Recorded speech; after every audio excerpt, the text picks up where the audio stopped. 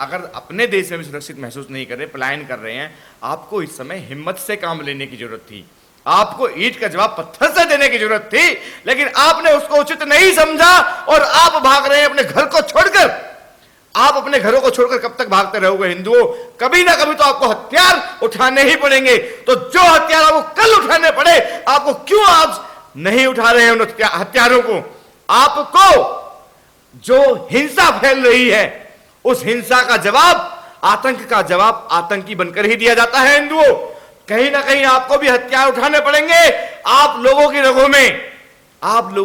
रगों में शिवाजी महाराज का खून है। आप क्यों भूल जाते हैं कि हिंदू एक सनातन धर्म है और सनातन धर्म की संस्कृति हमारे लिए धर्म सर्वोपरि होता है। मेरे साथियों, अगर आप धर्म के लिए नहीं लड़ेंगे तो पूरे पृथ्वी पे कहीं भी सेफ महसूस नहीं करेंगे। आपको हथियार तो उठाने पड़ेंगे, अपनी लड़ाई स्वयं लड़नी पड़ेगी। जाति प्रथा का मामला ना होता, जब कश्मीर से हमारे हिंदू भागकर दूसरे शहरों में आके बस गए या राज्यों में जाकर बस गए, तो लोगों ने यह बोला कि कश्मीर से पंडितों को भगाया गया।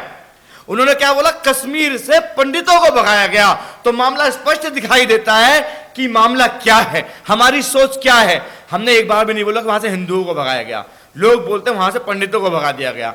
जब आपको मुजफ्फरनगर में हमारे जाट भाइयों को काटा गया, कि किसी ने बोला कि वहां पे हिंदुओं को काटा गया, अगर उनको बचाने गए तो जाट भाई ही गए। क्यों? क्या वो हिंदू नहीं थे? आपने किस तरीके से कह दिया कि जाट काटे गए?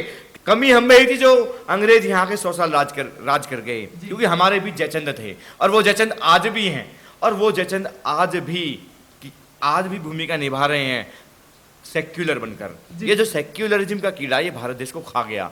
ये एक ऐसा दीमक है, जैसे दीमक गेट को खा जाता है ना, लकड़ी को खा जाता है, ये सेक्युलर हिंदुइज्म को खा रहा है। ये सेक्युलर का जो कीड़ा है, ये हिंदुओं के लिए खतरनाक हो चुका है। ये सबसे ज्यादा जहरीले जो हैं, मैं आपको बताऊं, सबसे ज्यादा जहरीले नाग हैं वो इस सेक्युलर हिंदू हैं, जो हिंदुओं को ही मरवा रहे हैं अपने देश के अंदर। दोस्तों, स्वागत है आपका यूथ मीडिया टीवी पर।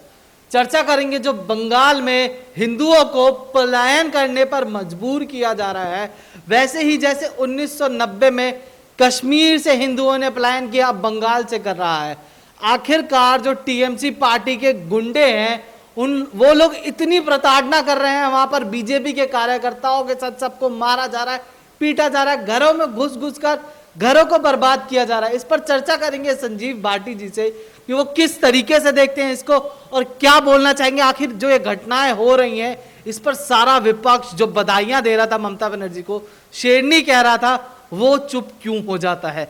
सर, पहला सवाल तो मेरा यही रहेगा आपसे कि जो घटनाएं हो रही हैं बंगाल में, उस पर क्या कहना चाहेंगे? बीजेपी के कार्यकर्ताओं को, हिंदुओं को बुरी तरीके से पीटा जा रहा है वहां पर।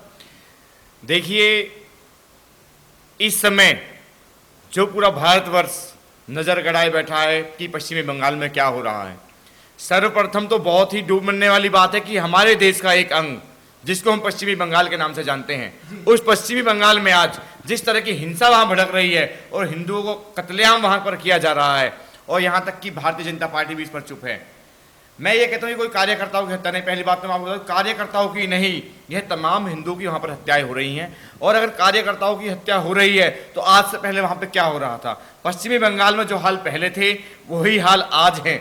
लेकिन कहीं ना कहीं भारतीय जनता पार्टी को बदनाम करने के लिए जो खबरें चलाई जा रही हैं, वो इस तरीके से खबरें चलाई जा रही हैं कि बीजेपी के कार्यकर्ताओं को वहां पे मारा जा रहा है और बीजेपी वहां पे कोई जवाब नहीं दे रही है या कोई इंटरफेयर वहां पर नहीं कर रही है। मैं आज से पिछले साल की बात ले लो या पिछले साल की ले लो कि वहां पर कितने परिवारों का, पूरे परिवारों का वहां पर कत्लेआम ये टीएमसी के गुंडे करते हुए आए हैं। ऐसे ना जाने कितने घरों को इन्होंने दिए बुझा दिए वहां पे।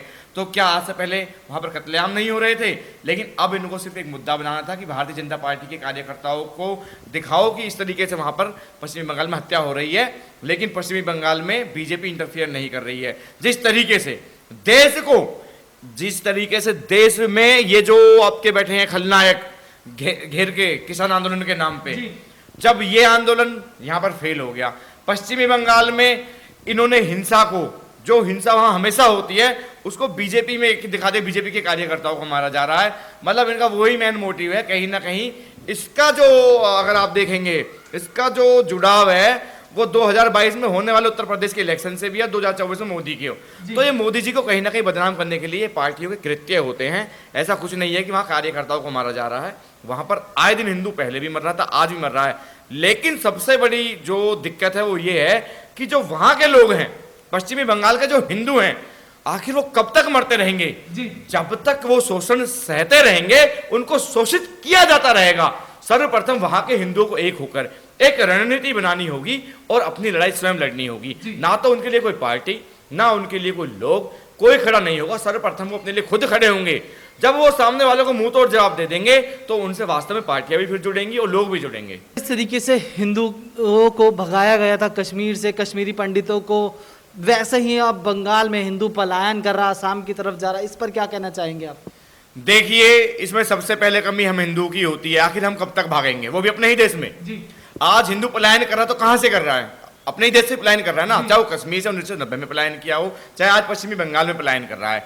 तो कहीं ना कहीं मैं आपसे ये बात पूछना चाहता हूं कि मुझे एक बात का जवाब दीजिए। मैं जनता से भी ये बात पूछना चाहता हूं कि अगर हिंदू अपने आप को अपने देश में भी सुरक्षित महसूस नहीं कर रहा, पश्चिमी बंगाल को आप छोड़िए, मुझे आप बता दीजिए भारतवर्ष के कोने कोने में जहां जहां इन मुसलमानों की संख्या बल ज्यादा हो जाती है, वहां वहां हिंदू अपने आप को अनसेफ महसूस कर रहा है। आखिर क्यों और आखिर कब तक भागोगे और कहां तक भागोगे? अगर आज आप लोग आसाम की तरफ भाग रहे हैं, कल को आसाम में भी इनकी जिस तरह से जनसंख्या इसकी बढ़ रही है मुसलमानों की, आने वाले समय में 2035 तक लगा लो, इतनी संख्या मुसलमानों की हो जाएगी, तो फिर आप कहां तक भागोगे? आपके लिए धरती में ऐसी कौन सी जगह रह जाएगी जहां आप अपने आप को सुरक्षित महसूस करोगे? क्या फिर आप पाकिस्तान भागोगे? जी सर, एक ममता बनर्जी की वीडियो भी वायरल हो रही है जिसमें वो एक रैली में कहते हुए दिखती है कि जब सेंट्रल फोर्सेस सीआरपीएफ वगैरह चली जाएंगी तब बताएंगे, ये जो बीजेपी के गुंडे हैं, कार्यकर्ता, इनको तब हम बताएंगे कि हम क्या हैं। इस पर आप क्या कहना चाहेंगे? देखिए, ममता बनर्जी सिर्फ पश्चिमी बंगाल तक ही सीमित हैं। अगर वो सोचती हैं कि सेंट्रल से पश्चिमी बंगाल, मतलब सेंट्रल से गवर्नमेंट चली जाएगी बीजेपी की और पश्चिमी सीआरपीएफ, जो वहां पे सीआरपीएफ फोर्सेस लगाई गई थी, वो जब वहां से चली जाएंगी तब वहां के कार्यकर्ताओं को बताएंगे। देखिए, सीआरपीएफ फोर्सेस जिस समय ड्यूरिंग द इलेक्शन वहां पर लगाई गई थी, उसके बाद वो ये सोच रही हो कि वहाँ से सीआरपीएफ हट जाएगी तो उसके बाद हम जवाब देंगे बीजेपी के गुंडों को। लेकिन आपकी गुंडागर्दी तो आज से नहीं, बहुत पहले से चली थी ममता बनर्जी। और आपकी जो गुंडागर्दी चल रही है, इसको पूरा भारतवर्ष देख रहा है। बस ये खून में थोड़ा सा उबाल आने की देर है।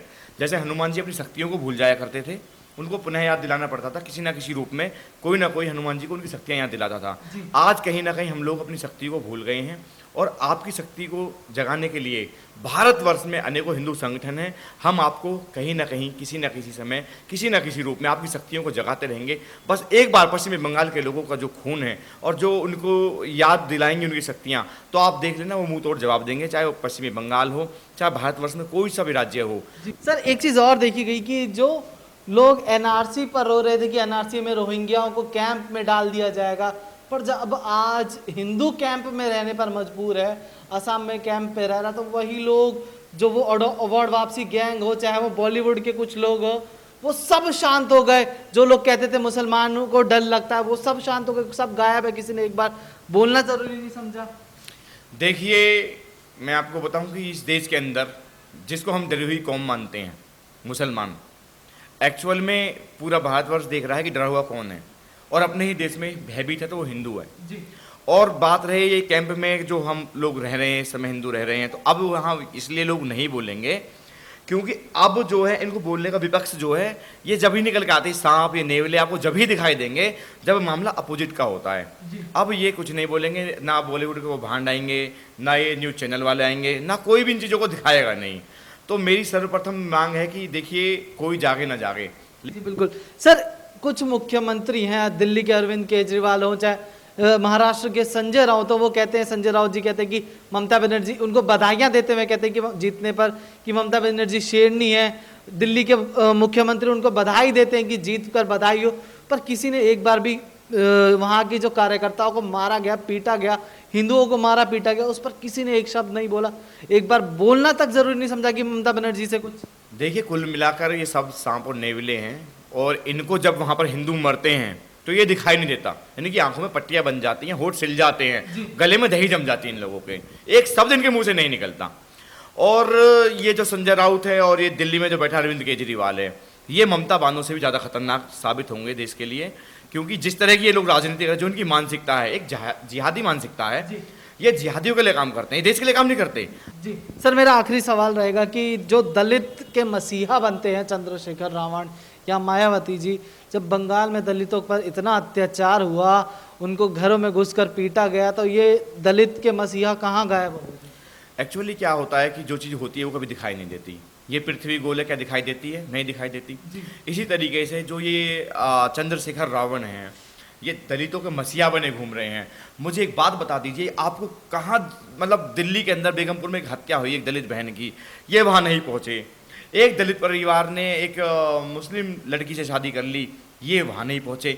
लेकिन ये लोग हाथरस पहुंच गए, क्योंकि मामला आपस का था। वहां पे मामला ये था कि एक परिवार ने, जो ठाकुरों का परिवार था, और दलितों के परिवार से कुछ बदतमीजी वहां पे हो गई, तो वहां पहुंच गए, क्योंकि मामला आपस में बिगड़वाने का मामला था वो, क्योंकि हिंदुओं में फूट डलवाने का मामला था। ये लोग वहां पहुंचते हैं, ये मुसलमान हितैषी हैं, ये मेम की दिन भीम आर्मी है। चंद्रशेखर रावण का सिर्फ एक और एक ही लक्ष्य है कि जो हिंदुओं को, जो हमारा रीढ़ की हड्डी है वाल्मीकि समाज, उसको नीचे से बिल्कुल साफ करना, ख़त्म करना और हिंदुत्व को कमज़ोर करना, उस पर पुरजोर इनका कार्य चल रहा है। गजवाए हिंद अगर आपने पढ़ा हो, आप लोग देखिए, गजवाए हिंद में इनका पूरा प्लान है कि किस तरीके से हिंदुओं को कमज़ोर करना है, और कमज़ोर करके किस तरीके से सबको जाति प्रथा में बांटकर, डिवाइडेशन कर कर फिर हिंदुओं का कत्लेआम करना है। तो उसी की रूपरेखा के तहत ये मीम, ये भीम, ये पार्टियाँ, कांग्रेस, ममता बनर्जी और जहरीला नाग केजरीवाल, सब इसी एजेंडे पे ये काम कर रहे हैं। लेकिन नाराज़गी है तो हमें सिर्फ अपने हिंदुओं से है, जो सेक्युलर बने बैठे हुए हैं। हमें अपने आप को सुधार करना पड़ेगा, ये देश अपने आप बदल जाएगा। धन्यवाद सर।